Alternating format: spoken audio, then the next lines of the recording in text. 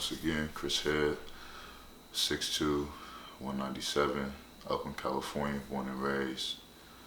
Um, it's going to be part 3 of Phoenix Reloaded. Did Rise of the Phoenix. It was a great turnout. Part 1 and part 2, a little bit of background, a little bit of high school footage. And I thought that this part would be important to kind of know my family. And I've broken down family in a couple different terms. I would say the first one is blood, like your related family, cousins, uncles, nephews, nieces, little cousins, my mom and my dad, of course, and then extended family. So my extended family happens to be my basketball family. And this summer has been pretty pivotal for me finding that family. Throughout my whole life, I don't have brothers and sisters. I have 2 real close god sisters in Simone and Fatima. I got one brother in Kellen who I didn't end up meeting until later in life. But then, you got Alim, you got my cousins, you got a bunch of people, and I like to give a certain shout to them because, my whole life I've been trying to find a family outside of my mom and my dad. They can't be there everywhere. So when I was younger, I had a little bit of free time. My parents weren't strict, so I would go around and after Bulldog practice at Rainbow, get to meet different people, hang out. I was all through the 80s, 60s, 70s, 90s. And then I ended up having an aunt that lived on 35th. So being on 35th and Mac and 35th in school, like I was there every other day, catching the bus, catching the 54 from the BART, from high school or from wherever. I actually remember the first time I caught a bus with Preston Ramsey, my boy. I call, one of those extended family members you call your cousins. We played for the Bulldogs, and we wanted to buy a turtle from Connie's over there by High Street. So we ended up catching a bus from DAG at the end of 98th. Everybody knows where DAG is, right below Brookfield. Caught the bus, and we went and got 2 red ear slider turtles for $10. I was 10 at the time, and my mom, was freaking out. She was like, "You caught the bus? Like, we weren't scared or nothing like that?" And I was like, "Nah, it was just me and P, and like it was one of the best days of my life. Like we just caught the bus, bought 2 red ear sliders. Next thing you know, like that's how the family started. I started catching the bus everywhere, and I started seeing people on the bus. I'm I hate to mention this, but I'm responsible for a lot of the 57 and 54 buses being tagged with a C-Head, Lil Red, because Lil Red was kind of like my alias name. And I've adopted a lot of nicknames from families and friends now, but I'm responsible for a lot of that tagging. I apologize to AC Transit, but every time I stepped on the bus, I would see somebody, whether it was the 82L and the 57, and I started building bonds like that, which kind of brings me to my next point of, the basketball family. This summer, seeing Juan and B. Ash and, hitting the dunes with them, being in open gyms with DA and Steph and, Kai Bowman, Jordan Poole, all the new Warriors now, Amari Spellman, seeing what Justin Stanley's doing with Saeed and Isaiah Taylor and, Paris Austin, a bunch of names. There's a bunch of names that I'm forgetting, all my Block family. But I am so blessed to have wanted to reach out, and it took a lot of trial and error to find that family. Like, best believe, this is kind of a little bit touching, but my cousin Lo, I did everything with him from Bulldogs to, high school. I would catch, like I said, the Barton bus, and I would meet with Lo. And Lo introduced me to like my street family. Like, so this was at a time where, a lot of cliques were big, and West Oakland started teaming up with East Oakland. And, Lo introduced me to all that. Any friends that I know, like from East Oakland, if they weren't from 35th and School Street, or if they weren't from the Bulldogs, like I knew because of Lo. And when he introduced me to them, I started to turn a little bit of a leaf. Like they started calling me Red. My hair was all red, and I wanted to be down. I was still trying to find a family, because like my big cousins Jossie and Shaka weren't here. They were in LA, or they were in college, and then you got most of the family in LA that is blood related. So that's just what it was. So yeah, Lo introduced me to a lot of people, being that, like I said, I was going to school in Berkeley, going back to East Oakland. I didn't really want to, like do homework or go out. So a lot of the time I would go to EOYDC, or I would tell people I was going to EOYDC, and then just hang out. And as the years grew, like parties became fun. I hate to say it, shootouts were fun and normal. People getting robbed, people getting jumped. Nobody really wanted to mess with us. Whenever I was with Lo, or a lot of folks like Ev and everybody on my friends, who unfortunately a lot of them aren't here with us today. And I've showed you a list on my phone of the people that I've lost, and you've already seen the parts with Tay. And then people started getting locked up. It got pretty real, and I'll show you my briefcase in a minute of, like, me writing to a lot of my family and friends, but Lo was a big influence, and Lo is one of those people that I learned the best and the worst from. I remember barbecues with the other side, and having all black, and Jim and everybody there that was a part of it, Miko, and it was just like a bunch of people, and like these were all my friends, but something inside of me was like, you don't really need to be here. Like, you could be at St. Mary's going to practice or getting extra shots, and nobody told me that. I wasn't aware. Like, I just looked up to Jared Cunningham and my cousin Alim for getting scholarships, and like Will Brew and Chris Brew. I just didn't know. I didn't know the extra work it took to be a Division I athlete. So I just thought, I could just go to school for basketball and track. And that senior year, where like I had guns pointed to my face, and I had to tell people like I was cousins with Lo, and we hung out on 82nd and Dowling. They would put the gun down and be like, all right, you just got to be careful. I was just like, damn, like that's all it takes, or that's all it is. And like I said, I was looking for that street family to kind of help me get through the times of not having a big brother, or not having a role model who wasn't my dad, that could tell me like, let's go to the gym and put up shots, or let's go to a workout or something. And it was just real. But yeah, like Lo, like he made a real big difference in my life. And visiting him on Sundays, going to Folsom, making those trips, really teaches me that it could have easily been me.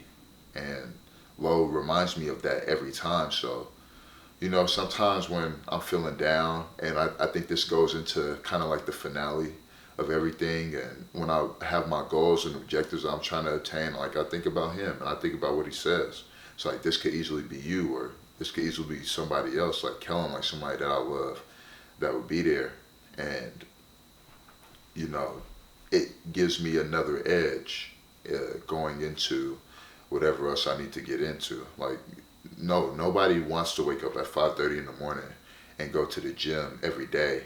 And then in terms of basketball, shoot a lot of jumpers, do a workout, and then you have to live. And then for me, like, I gotta go to work. I gotta train, or I gotta be a mentor to a lot of the kids, a lot of the youth in the UPB system in the Bay Area, in college, all my high school people, and even some of the pros that look to me to just be a voice for them.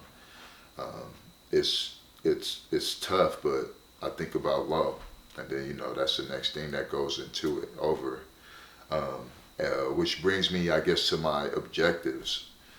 I have a lot of objectives. I have a lot of goals coming in for this next year, for 2020. I'm going on a couple of Euro tours for Euro Cups, playing, getting some looks, and also looking to work out with still like certain teams that are around the area, ABA and G League, and then hoping that this summer is all about hoop, like 3 months of traveling, playing where I need to play, going to showcases, wherever I need to be, wherever I need to be seen. That's where I plan to be this summer. But it starts now with January. January is the first thing I got to get done, and with tournaments and making sure that I'm in the right places, and then realizing that not all hoop is good hoop.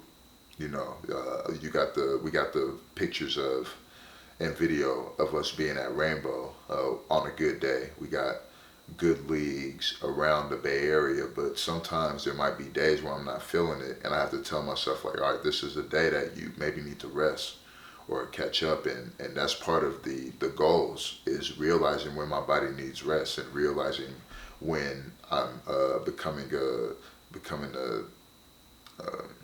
just like a negative impact on myself, rather than trying to push through everything, because you can't push through everything literally. You can't be at every single game. You can't be at every practice. You can't be there for all your family members. You know what I mean? So that's like the next goal into it. And then I also want to be able to provide a little bit more for my mother and father financially, with a lot of different things going on with my family in LA, my family in Georgia. Like, I want them to know that, you know, Chris is working hard, and Chris is working to not only help us, but put us in positions to succeed, you know, and that's pretty much a big goal. So, yeah, so speaking back on like my family, I had a chance to, well, I actually felt obligated for a lot of my family and friends that were locked up to write to them, and it's pretty interesting. I made sure I went and got this this briefcase. Stepping in.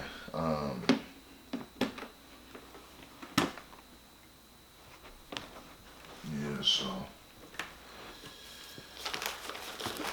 I couldn't tell you how many letters like I got all out here, but like this was mostly like my time at Hampton.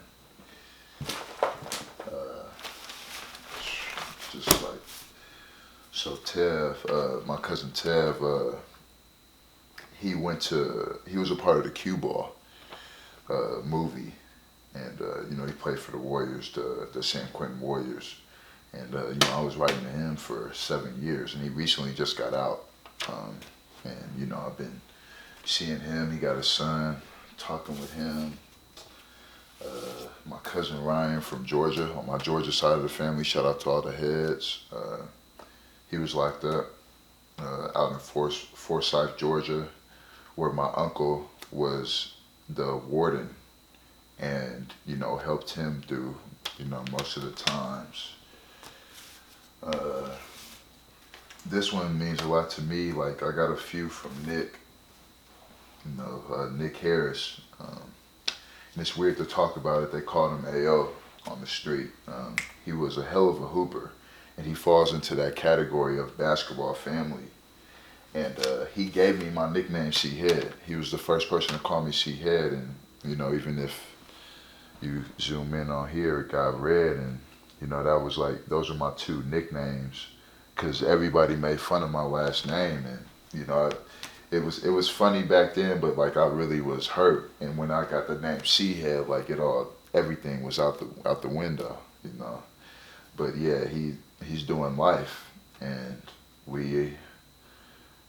287 years, and you know, I got letters back and forth from him. I won't go into the detail of the letters, just for a little bit of closure for them, but you know, and Lawrence, Low, you know, I call him Bug. That's why I visit at Folsom every other Sunday or once a month.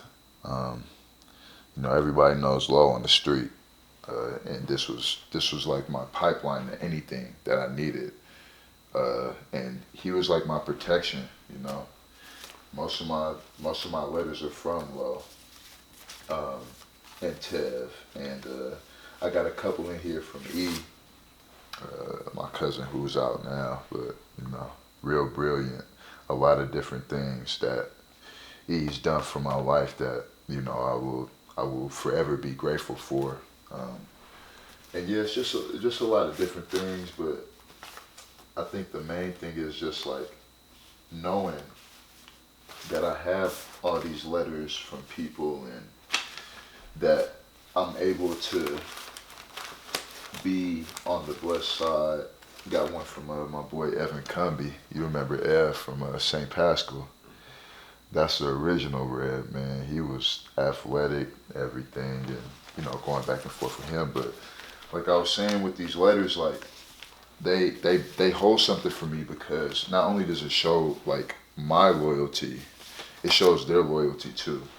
Like when you're in prison or you're in jail and I don't know anything about it, you probably don't want to be bothered or listening to the same type of things that people are telling you. You know that it's going to be all right and hold your head up.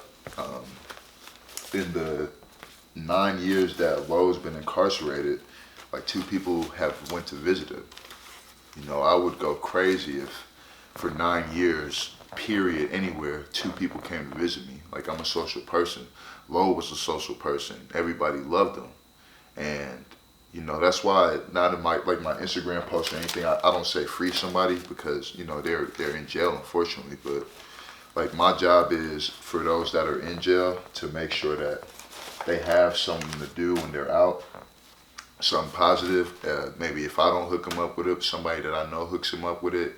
And I also want to be able to let them be a part of my life and what we're doing, like with Tev, trying to hoop whenever we can, or just like working out. He always hits me about working out, and I always be out of town at the times. But just doing something positive. And when Lo gets out, I want to be able to have a job for him, and same thing with the rest of my cousins. But it all kind of ties into the goal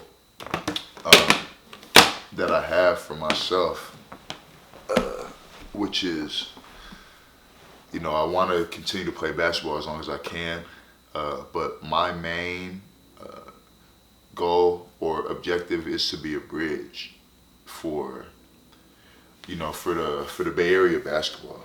I see a lot of what LA and New York, Detroit, Miami, they do up there.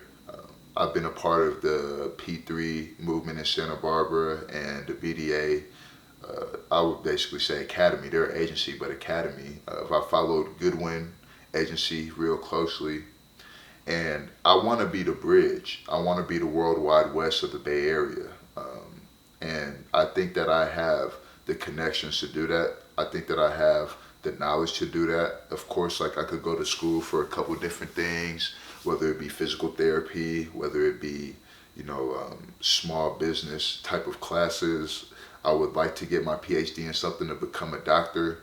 But right now, the goal is to just be that bridge. I want to be able to be what Rico Hines in LA is doing and what LA Unified got. I want to be that for the Bay Area. I want to make sure my guys like Ivan and little Saeed, they all get chances to make it to the next level, because we have a lot of talent out here. And sometimes it's hard to justify how that talent gets put out. You go to college, but they don't teach you about the other things outside, off the court with college. And I want to be that. I want to be something for everybody. Like I want to be able to plug them all in the right position. And I've always been known as a bridge. I've always been known as somebody who's able to connect people with what they want to do or their goals. And I think that that's my next goal after my playing career is done, and even during my playing career, is trying to get people in the right positions, not only on the court for basketball, but off the court and setting them up for life. And of course, figuring out how to make money from it. But, it's not about the money. I got to make sure that it's more about the love. And I love connecting people. I love connecting with people. I got a couple notes in my phone about it, and just like going back with it, like I just want to be able to have people not only be financially free And I wanted to title one of these chapters Freedom. From the jail letters to everywhere that we're doing, like, I want them to be financially free and mentally free. Because the mental aspect of what I'm doing and what we're doing is so big that people don't understand that once you're mentally free and you could imagine all these different things and be creative without no box, like the world is limitless, man. And I've seen it. I've seen it firsthand. I've seen it with what Pat has done with UPB, and I've seen it with what NBA players are doing. Like, it's just a freedom that I want to be able to have, myself and for other people, and show other people that there is a way to be free, period. And with that being said, man, when my career is done with whatever I'm doing, like, I just want to leave a legacy. I want to be like, yeah, see, Head not only helped people, but he did his thing, man. He did his thing on the court. He did his thing off the court. He did his thing for his family. He didn't try to step on no toes. There's always going to be people that hate you around the way just cause, but he did it the right way. And that's what I would like to be known as. However long I'm blessed to be on this earth, however long I'm able to do this, play, not play, whatever it is, like, he did it the right way and he did his best to help people, you know. I got a lot of ideas though coming up next. Head First is going to be trademarked, and I'm going to be doing some things with that coming soon. I got a bunch of different things going on as I'm looking at my phone, and shout out to all the music that I'm going to be putting through, because I want to try to bridge the gap also with hoop and music. So making sure that whatever documentaries are going on about the Bay Area, that there are Bay Area artists, or even LA artists, California artists that, you know, have influenced the culture around here, just so that we get a shout out with them. Got to go to my little random list real quick, yeah, but that's what I'm about, man. That's what I'm trying to do right now. I really appreciate y'all tuning in, man. It's been a journey, and it's going to continue to be a journey.